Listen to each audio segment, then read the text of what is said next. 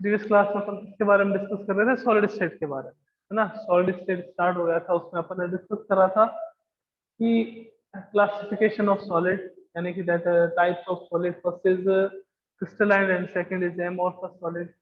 After that अपन ने देखा था कि टाइप ऑफ क्रिस्टलाइन सॉलिड, कितने टाइप के क्रिस्टलाइन सॉलिड होते हैं। जनरली अपन ने बताया कि 4 टाइप के क्रिस्टलाइन सॉलिड होते हैं। कौन कौन से थे? First is ionic, second is molecular, third is covalent and fourth is metallic solid, है ना। उसके बाद में अपन ने जनरल कैरेक्टरिस्टिक देखे थे किसके, यूनिट सेल के। और स्पेस लैटिस क्या होता है, टाइप्स ऑफ यूनिट सेल क्या है। और उसके बाद में अपन ने ब्रेविस लैटिस के बारे में भी डिस्कस करा था कि ब्रेविस लैटिस क्या होता है। 7 टाइप ऑफ क्रिस्टल सिस्टम जिसमें 14 टाइप ऑफ डायमेंशन प्रेजेंट होती है, उसको अपन क्या कहते हैं, ब्रेविस लैटिस कहते हैं। तो उसके बाद अपन ने देखा था कि कैसे नंबर ऑफ एटम्स कैलकुलेट करते हैं, कोई भी आपके पास यूनिट सेल हो। लाइक एचसीसी में टोटल नंबर ऑफ एटम्स कितने होते हैं, 1 होते हैं। बीसीसी में टोटल नंबर ऑफ एटम्स कितने होते हैं, 2 होते हैं। एफसीसी में टोटल नंबर ऑफ एटम्स कितने होते हैं, 4 होते हैं। और आपके पास जो पीसीसी है, यानी कि एंड सेंटर्ड यूनिट सेल है, उसमें टोटल नंबर ऑफ एटम्स क्या होते हैं, 2 होते हैं। HCC means simple cubic cell, BCC means body centred cubic cell, FCC means face centred cubic cell, and ECC means end centred cubic cell. Total 4 type की आपने unit cell देखी है, क्योंकि मैक्सिमम इतने ही टाइप की होती है। अब अपन डिस्कस कर रहे थे जो सॉलिड स्टेट में टॉपिक था, उसमें अपन पैकिंग एफिशिएंसी या packing fraction, packing fraction,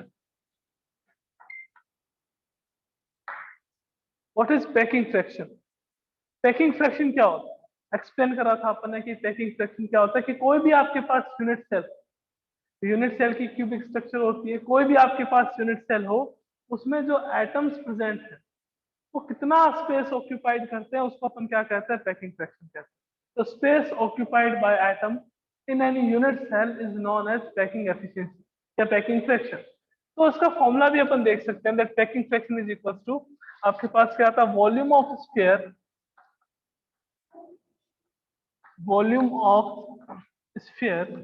upon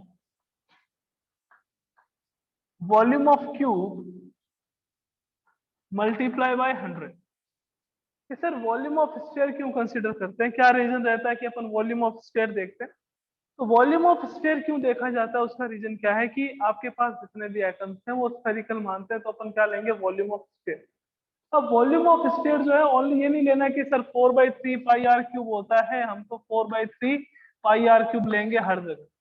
आप कौन सी यूनिट सेल का पैकिंग फ्रैक्शन देख रहे हो, आप अगर डिटरमाइन कर रहे हो किसके लिए, एचसीसी के लिए पैकिंग फ्रैक्शन देख रहे हो, अगर आप बीसीसी के लिए देख रहे हो, अगर आप एफसीसी के लिए देख रहे हो, तो आपको क्या करना पड़ेगा, उसमें नंबर ऑफ एटम्स कितने हैं वो भी आपको पता होना चाहिए।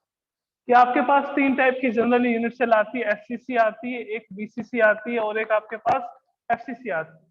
Number of atom in HCC equals to 1, number of atoms in BCC is equals to 2, number of atoms in FCC is equals to 4। तो इसका वॉल्यूम कितना होगा, इसका वॉल्यूम होगा 4/3 पाई आर क्यूब। इसका वॉल्यूम कितना होगा, 2 इंटू 4/3 पाई आर क्यूब। इसका वॉल्यूम कितना होगा, 4 into 4/3 pi are cube. Because total number of atoms in FCC equals to कितना रहता है, 4, बीसीसी में कितना रहता है, 2, एफसीसी में कितना रहता है 4। तो अपन स्टार्ट कर लेते हैं कि एफसीसी से ही कैलकुलेट करें, बहुत इजी है।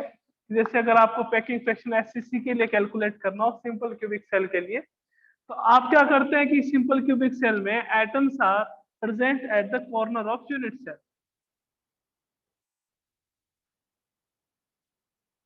Atoms are present at the corner of unit cell, यहां कॉर्नर पे एटम्स प्रेजेंट हो। ओके, तो इसका डायग्राम अगर देखें तो अपन ऐसे भी कर सकते हैं कि ये आपके पास फर्स्ट एटम, ये आपके पास सेकंड एटम, ये आपके पास थर्ड एटम, और ये आपके पास फोर्थ एटम। यानी कि ये ऊपर वाला पार्ट जो है उसका क्रॉस सेक्शन लिया गया, और ये आपके पास क्या आ गया, यूनिट सेल का पार्ट। अब यूनिट सेल की जो साइड है उसको अपन ने कंसीडर किया ए, एटम की रेडियस है इसको कंसीडर किया आर, इसको भी कंसीडर किया आर, और ये आपके पास क्या आ गया ए। ए आपके पास क्या होगा, side, side of cube is equals to आपके पास क्या आ गया ए, radius of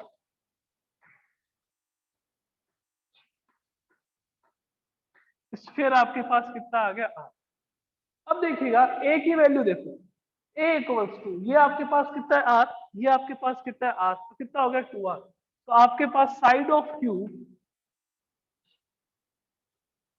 is equals to A equals to आपके पास क्या आ गया 2R। मैंने कहा वॉल्यूम ऑफ क्यूब बताओ क्या होता है, वॉल्यूम ऑफ क्यूब। तो वॉल्यूम ऑफ क्यूब का फॉर्मूला क्या आता है अपने पास, that is side cube, side cube यानी कि A cube, value of A is equals to 2R। तो 2R का क्यूब आ जाएगा अपने पास कितना 8R क्यूब। ये आपके पास आ गया volume of cube.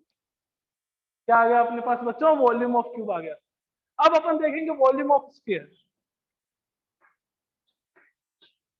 Volume of sphere, volume of sphere कितना होता है कि sir 4/3 cube. Number of atoms in SSC, सब number of atoms in SSC 1 होगा। कि 1 कैसे होगा सर, मैंने कहा एसएससी में एटम्स कहाँ प्रेजेंट होते हैं कि सर कॉर्नर पे प्रेजेंट होते हैं। एक वो कॉर्नर यूनिट सेल का, एक वो कॉर्नर, एक वो कॉर्नर, एक पीछे वाला कॉर्नर। तो टोटल कॉर्नर कितने हो गए आपके पास, 8 हो गए। 8 कॉर्नर हो गए। मैंने कहा यहाँ जो कोई एटम प्रेजेंट है वो आपके पास कितने यूनिट सेल को टच करता है, तो आपने कहा सर 8। तो अपने पास कितना पोर्शन आएगा 1/8 आएगा। और 1/8 को अपन 8 से मल्टीप्लाई करेंगे तो कितना आ जाएगा 1। यानी कि अगर आपके पास एचसीसी टाइप की यूनिट सेल है तो टोटल नंबर ऑफ एटम्स कितने रहेंगे आपके पास, 1 रहेंगे। और टोटल वॉल्यूम ऑफ स्फीयर भी कितना रहेगा आपके पास, कि total volume of sphere is equals to आपके पास कितना आएगा 4/3 πr क्यूब आएगा, क्योंकि 1 को मल्टीप्लाई कर देंगे 4/3 πr क्यूब। अब अपने को क्या चाहिए था पैकिंग एफिशिएंसी के लिए, पैकिंग फ्रैक्शन के लिए, that volume of sphere upon volume of cube multiply by 100। तो आपके पास वॉल्यूम की वैल्यू है, आप क्या करें उसको पुट कर दें और अपने पास एससीसी का पैकिंग फ्रैक्शन आ जाएगा। तो देखिएगा कितना आएगा कि volume of sphere 4/3 πr cube multiply by volume of आपके पास क्या आएगा क्यूब 8R क्यूब, ए क्यूब आ जाएगा आपके पास मल्टीप्लाई बाय 100। आर क्यूब से आर क्यूब अपने पास कैंसिल, ये आउट कितने टाइम कैंसिल, 2 टाइम। तो पैकिंग फ्रैक्शन कितना आ गया π/6 मल्टीप्लाई बाय 100 इक्वल्स टू 52.4%। इतना वॉल्यूम ऑक्यूपाइड करता है किसी भी यूनिट सेल का जब आपके पास एटम एसएससी में अरेंज। इतने वॉल्यूम पे आपके पास 52.4% वॉल्यूम पे क्या रहता है, एटम्स रहता है। तो वैकेंट स्पेस कितना हो जाता है, that vacant space equals to 100 minus 42.4 equals to 47.6% आपके पास क्या रहेगा, वैकेंट स्पेस रहेगा। ये आपके पास टोटल नंबर ऑफ, सॉरी ये आपके पास क्या आ गया, पैकिंग फ्रैक्शन ऑफ एसिड। यानी कि सिंपल क्यूबिक सेल में कैसे पैकिंग फ्रैक्शन कैलकुलेट कर।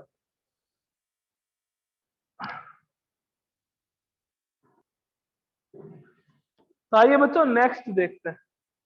नेक्स्ट अपने पास क्या है कि अपने को एफसीसी में देखना है कि पैकिंग फ्रैक्शन एफसीसी की कितनी होती है।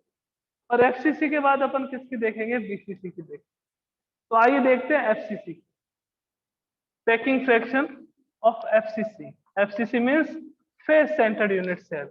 फेस सेंटर्ड यूनिट सेल का मीनिंग क्या हो गया, atoms are present at the corner of the unit cell and centre of the face of the unit cell. इसको अपन क्या कहते हैं, फेस सेंटर्ड। कहाँ प्रेजेंट होता है एटम, एक तो आपके पास कॉर्नर पर, यूनिट सेल के कॉर्नर पर, दूसरे कहाँ प्रेजेंट होते हैं, centre of face, centre of face पे एटम प्रेजेंट होते हैं। तो उसको अपन क्या कहते हैं, फेस सेंटर यूनिट सेल।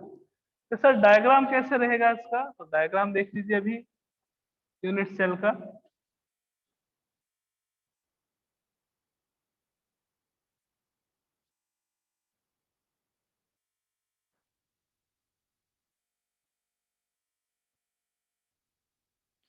ये आपके पास कॉर्नर पे एटम्स,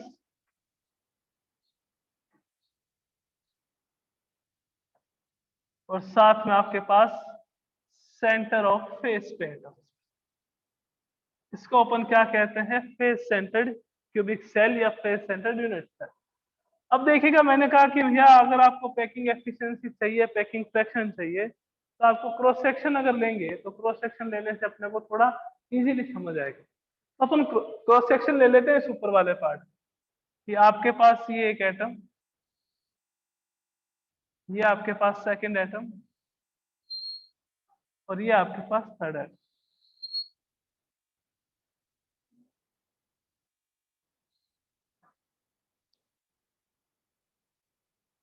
टोटल एटम 5 थी ना, 1 2 3 4 5 एटम ऐसे ही प्रेजेंट होते हैं।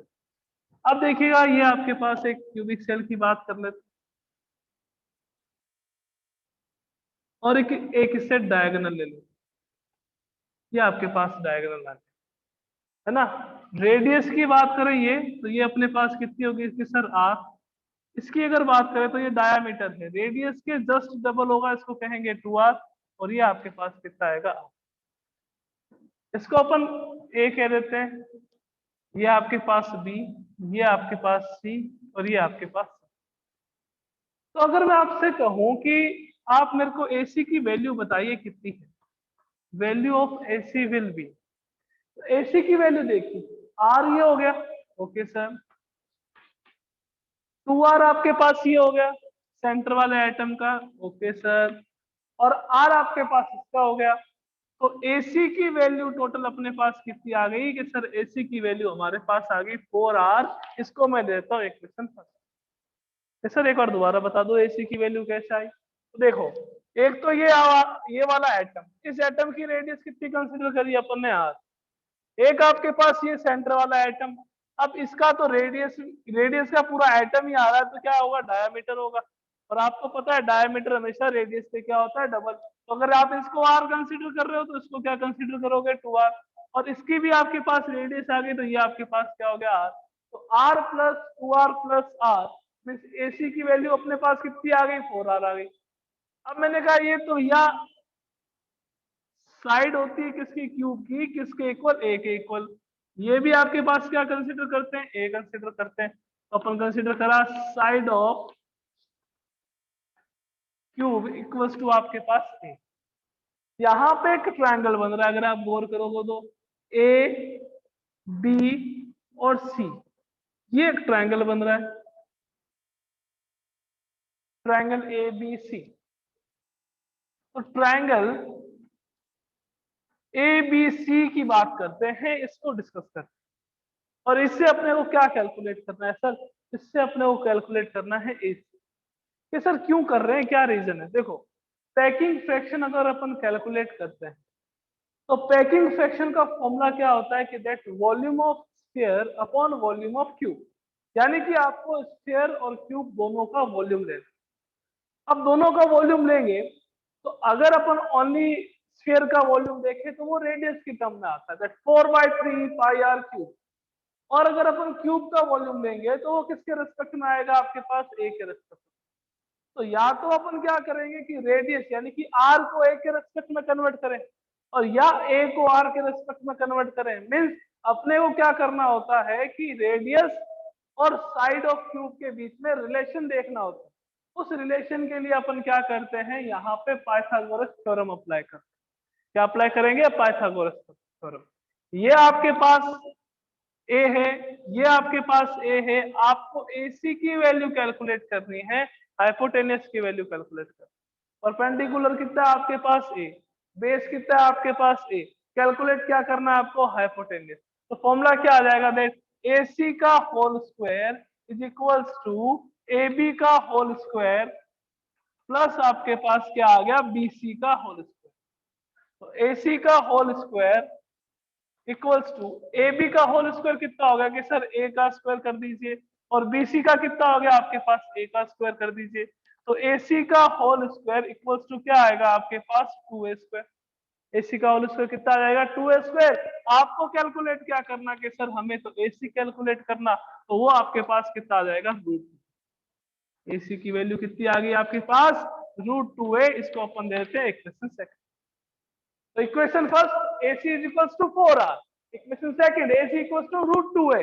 तो मींस मैं इसको यूं लिख सकता हूं that √a is equals to क्या आएगा मेरे पास 4r।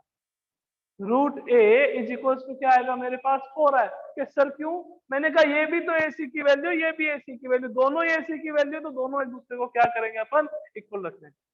अब मैंने कहा आपको रिलेशन देखना है, किसके बीच में देखना है, रेडियस और साइड ऑफ क्यूब के बीच में। तो आपके पास ए की वैल्यू कितनी आएगी कि that A is equals to 4r upon √2, ये आपके पास ए की वैल्यू आ। इसको अपन देते हैं इक्वेशन 3।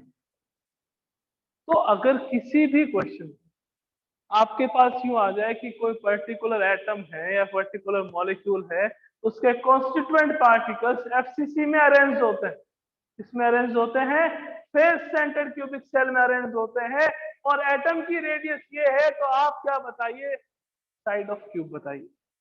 तो ए की वैल्यू कैलकुलेट करनी, तो ए के लिए फॉर्मूला क्या आ जाएगा अपने पास, 4r अपॉन √2। क्या फॉर्मूला आएगा, A is equals to 4r upon √2। अब आपको पैकिंग फ्रैक्शन के लिए वॉल्यूम चाहिए, तो volume of cube, volume of cube is equals to क्या होता है अपने पास, ए क्यूब। तो कितना आ गया वो आपके पास, 4r अपॉन √2 का क्या करेंगे अपन, क्यूब करेंगे। 4r अपॉन √2 का क्या करेंगे अपन, क्यूब करेंगे। तो कितना आएगा अपने पास, 4 into 4 into 4 64r³ upon 2√2। 64r³ upon क्या आ जाएगा अपने पास, 2√2। आपको कैलकुलेट करना है volume of sphere, volume of sphere कितना होता है, 4/3 πr³। वॉल्यूम ऑफ स्फीयर कितना होता है, 4/3 πr³। टोटल आपके पास एटम्स कितने हैं, total atoms in FCC is equals to 4। तो टोटल वॉल्यूम कितना आएगा, total volume is equals to 4 into 4/3 πr³ is equals to 16/3 πr³। ये आपके पास वॉल्यूम ऑफ स्फीयर आ गया टोटल। टोटल वॉल्यूम कितना आ गया, 16/3 πr³, किसका आया, स्फीयर का आया। टोटल वॉल्यूम क्यूब का कितना आया, 64r³ अपॉन 2√2। आपको क्या कैलकुलेट करना है, आपको कैलकुलेट करना है पैकिंग फ्रैक्शन। तो पहले क्या अप्लाई करेंगे, volume of sphere 4/3 πr³ multiply by क्या आएगा आपके पास, volume of cube 64r³ multiply by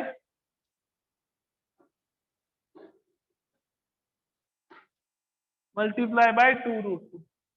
cancel out करना है, r³ से r³ हटा दिया आपने, 16 से ये 4 टाइम कैंसिल आउट कर दिया, 2 से ये आप 2 टाइम कैंसिल आउट कर दो, मल्टीप्लाई बाय 100 तो करना ही है। तो पैकिंग फ्रैक्शन आपके पास कितना आएगा, देखो √2 pi upon 6 multiply by 100 equals to 74%। यानी कि एफसीसी में जब एटम्स अरेंज होते हैं, when atoms are arranged in FCC, then they occupied 74% volume of the cube। यानी कि यूनिट सेल का 74% वॉल्यूम ऑक्यूपाई करते हैं, कब, जब एटम्स अरेंज होते हैं किसमें, एफसीसी में। ओके, तो ये एफसीसी का पैकिंग फ्रैक्शन होगा। That sir what will be vacant space. तो वैकेंट स्पेस की बात करें तो 100 माइनस 76 कर दो, तो वो आपके पास, सॉरी 74 कर दो, तो वो आपके पास कितना आ जाएगा कि 26% जो है वो वैकेंट रहता है, तो 74% पे अपने पास क्या अरेंज होते हैं, एटम्स अरेंज। ओके, तो बच्चों ये आपके पास था कि पैकिंग फ्रैक्शन एफसीसी में कैसे कैलकुलेट करते हैं ना। क्रॉस सेक्शन लेना इसके लिए जरूरी है ताकि एटम्स का अरेंजमेंट पता चले अपने को। अगर आप क्रॉस सेक्शन नहीं लोगे तो इजीली नहीं देख पाओगे कि कैसे रिलेशन निकाला मैंने, AC इक्वल्स टू 4r और AC इक्वल्स टू √2, है ना। तो इसके लिए अपन ने क्रॉस सेक्शन लिया। अगर मैं यहाँ पे बड़े बड़े एटम्स बना के अरेंज कर दूं तो थोड़ा सा समझने में दिक्कत होगी, तो इसके लिए क्रॉस सेक्शन लेके इसको एक्सप्लेन करते हैं अपन, और अपने पास क्या कैलकुलेट करते हैं अपन, पैकिंग फ्रैक्शन एफसीसी। नेक्स्ट अपने पास आता है बीसीसी। बीसीसी मींस क्या हो गया, body centred unit cell. Sir body centred का मीनिंग, बॉडी सेंटर्ड का मीनिंग क्या रहता है अपने पास कि एटम्स जो है वो कॉर्नर पर तो हो, बट कॉर्नर के साथ साथ कहाँ प्रेजेंट हो, कि कॉर्नर के साथ साथ centre of the unit cell पे, यानी कि यूनिट सेल के एकदम सेंटर में प्रेजेंट हो, तो उसको अपन क्या कहते हैं, बॉडी सेंटर्ड यूनिट सेल क्या है ना। तो आइए देखते हैं बॉडी सेंटर्ड यूनिट सेल के बारे में कुछ बातें उसमें देख लेते हैं। तो पैकिंग फ्रैक्शन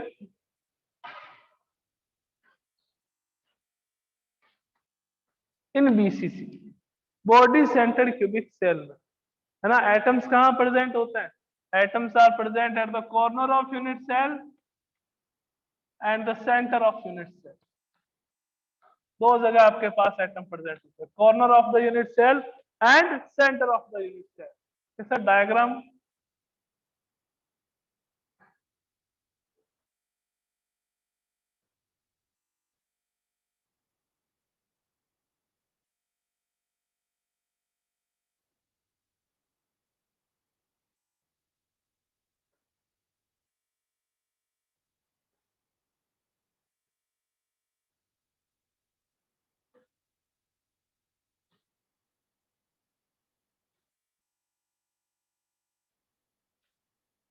एटम्स कहाँ प्रेजेंट होंगे, कॉर्नर पे। ये आपके पास एटम कॉर्नर पे आ गए,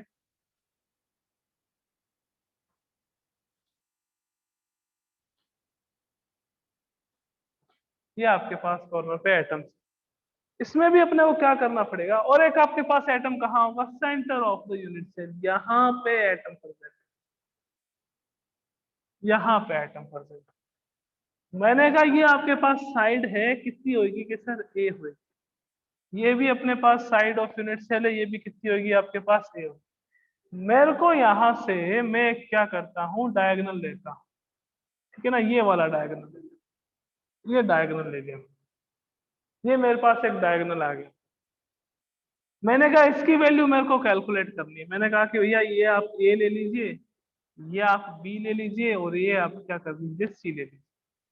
ये मैंने ए बी सी एक ट्रायंगल ले लिया, इस ट्रायंगल में ये डायगोनल है, इसकी वैल्यू तो वैसे सबको पता है, शायद नहीं पता तो अपन अभी एफसीसी में देखा था कि अगर आपके पास डायगोनल कोई भी आ जाए तो उसकी वैल्यू कितनी होती है, √2 है। ये सर कैसे होती है, मैंने कहा पाइथागोरस अप्लाई करेंगे यहाँ पर भी, तो पाइथागोरस अप्लाई करेंगे तो अपने पास क्या आ जाएगा कि इसकी वैल्यू ए है, इसकी वैल्यू ए है, ये भी आपके पास है स्क्वायर, ये भी आपके पास है स्क्वायर, और उसका रूट करेंगे तो अपने पास क्या आएगा, √2। कुछ बच्चे कहेंगे सर समझ नहीं आया, और कुछ को शायद रिक्वायरमेंट नहीं रहेगी। जैसे फर्स्ट ट्रायंगल है अपने पास, in triangle A B C, triangle A B C में अपन देखेंगे ये आपके पास ए है साइड, ये आपके पास ए है, तो अपने को कैलकुलेट क्या करना है, ए सी की वैल्यू कैलकुलेट करनी है। तो A C square is equal to A B square plus अपने पास क्या आ जाएगा, B C square. A C square की वैल्यू अगर देखें तो क्या आएगा अपने पास कि ये आपने कितना है, ए स्क्वायर, ये अपने पास कितना है, ए स्क्वायर, तो ए सी की वैल्यू अपने पास यहाँ पे कितनी आएगी कि सर √2 आ जाएगी। मैंने कहा ओके, आपके पास ए सी की वैल्यू कितनी आ रही है, √2।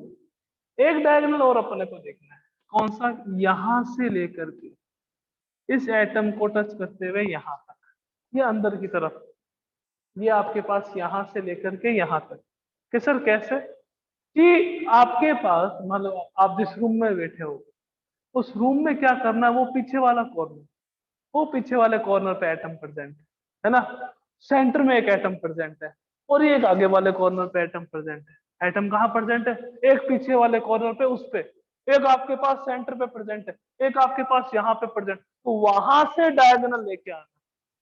कहाँ से, एक तो पीछे वाले कॉर्नर से, जैसे आप यहाँ मेरी तरफ बैठे हो भी, उसके जस्ट पीछे वाले कॉर्नर से क्या करना है, वहां पे एक एटम है, एक एटम आपके पास सेंटर पर है और एक एटम आपके पास इस कॉर्नर पर है। यानी कि कैसे, कि एक आपके पास एटम ही है। हाँ, 2 मिनट बच्चों, थोड़ा सा अपन इसको सही कर लेते, सेंटर से नहीं लेके आगे से ही ले लेते, आगे से जस्ट पीछे की तरफ, है ना, वो सही रहेगा। ओके, ये आगे से पीछे की तरफ, ये पीछे वाला एटम, ठीक है ना। तो आपके पास देखिएगा क्या होगा कि ये आपके पास आ गया एक एटम, ये आपके पास आ गया दूसरा एटम, और ये आपके पास आ गया तीसरा एटम। अपन अगर यहां से वैल्यू कैलकुलेट करें, चलो थोड़ा दिक्कत आएगा यहाँ पर, है ना, कि यहाँ से अगर वैल्यू कैलकुलेट करें तो अपने को डायगोनल ऐसी ही लेना था। चलो दोबारा देखते हैं एक बार इसको, है ना, दोबारा से एक्सप्लेन करते हैं। थोड़ा सा प्रॉब्लम हो गया, दोबारा से देख। एक्चुअल में प्रॉब्लम कुछ नहीं है, थोड़ा सा क्या है कि आपको समझ नहीं आता अगर वहां से कर लेते तो। क्योंकि अपने को इसमें भी एसी क्या करना था, एक दूसरे के इक्वल करना था। ये आपके पास यूनिट सेल आ गया, ठीक है ना। यूनिट सेल आ गया, यूनिट सेल में एटम का अरेंजमेंट देख लेते हैं 2 मिनट में, अभी हो जाएगा।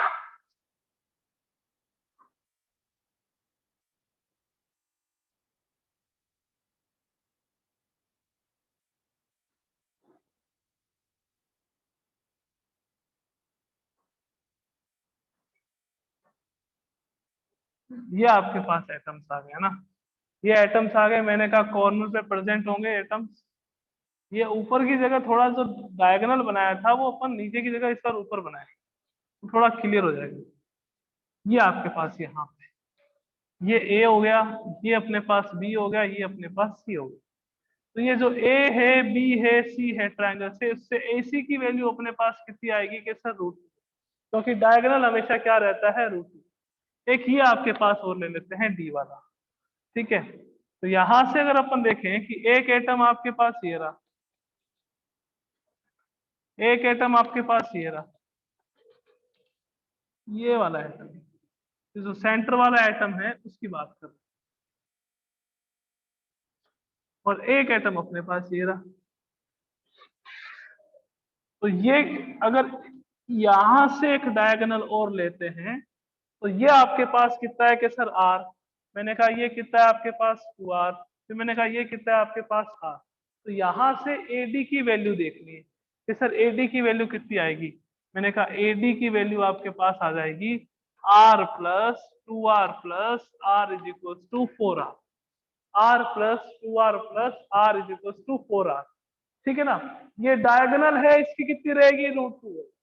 ये आपके पास डायगोनल है, या फिर अपन ये कहें एडी की वैल्यू जो है यहाँ कितनी रहेगी, r plus 2r plus r equal to कितनी आएगी, 4r। अब अपने पास एक ट्रायंगल और आ गया, उस पर विचार करेंगे अपन कि आपके पास ट्रायंगल ए डी सी देखें, ट्रायंगल ए डी सी देखें ये वाला।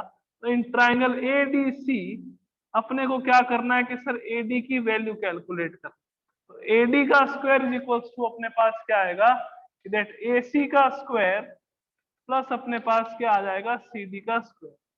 तो एडी का स्क्वायर अपने पास कितना आ जाएगा, दैट एडी का स्क्वायर इज इक्वल टू अपने पास क्या रहेगा, एसी का स्क्वायर कितना है कि sir √2a square, plus CD कितना है अपने पास ए का स्क्वायर। तो एडी का स्क्वायर अपने पास कितना आ जाएगा, 2a स्क्वायर प्लस अपने पास ए स्क्वायर, यानी कि एडी इक्वल टू कितना आएगा अपने पास, √3a। एडी इक्वल टू कितना आ जाएगा अपने पास, √3a। AD is equal to कितना आया, √3a।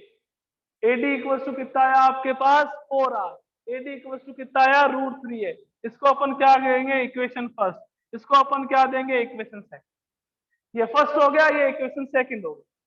मैंने कहा दोनों में एडी की वैल्यू ये है तो आप इक्वल कर दो।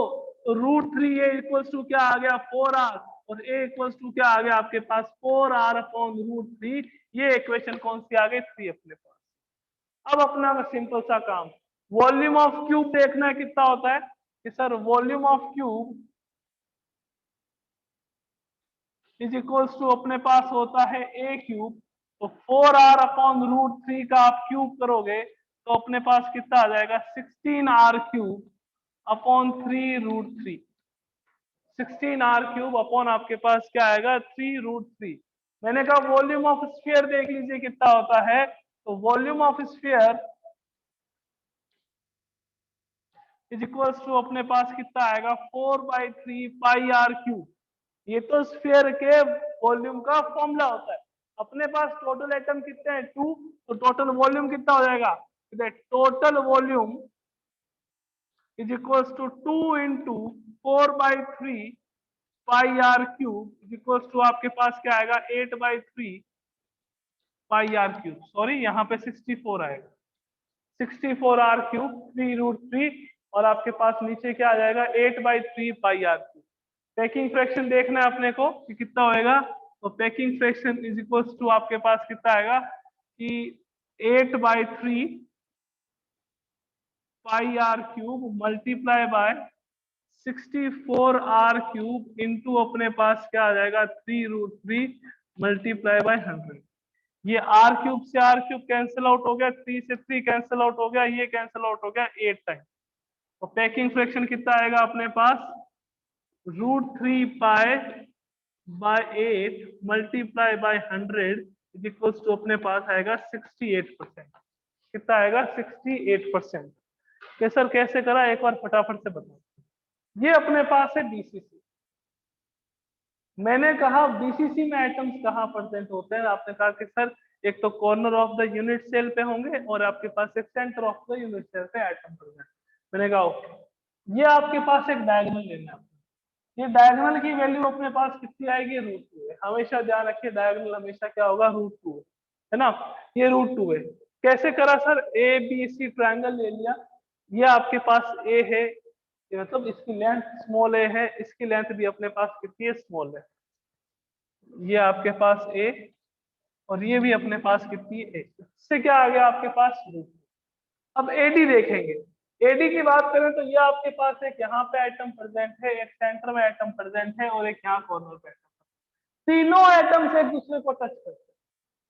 तीनों एटम एक दूसरे को टच करते हैं तो इसका कितना पोर्शन आया आर वाला, इसका कितना पोर्शन आया 2r वाला, इसका कितना पोर्शन आया r वाला। कि सर किसमें आया पोर्शन, जब अपन ने यहाँ से लेकर के यहाँ एक डायगोनल, यहां से लेकर के यहाँ एक डायगोनल लिया तो उसमें क्या क्या आया, इस एटम के r रेडियस, इस एटम की 2r और इस एटम की r रेडियस।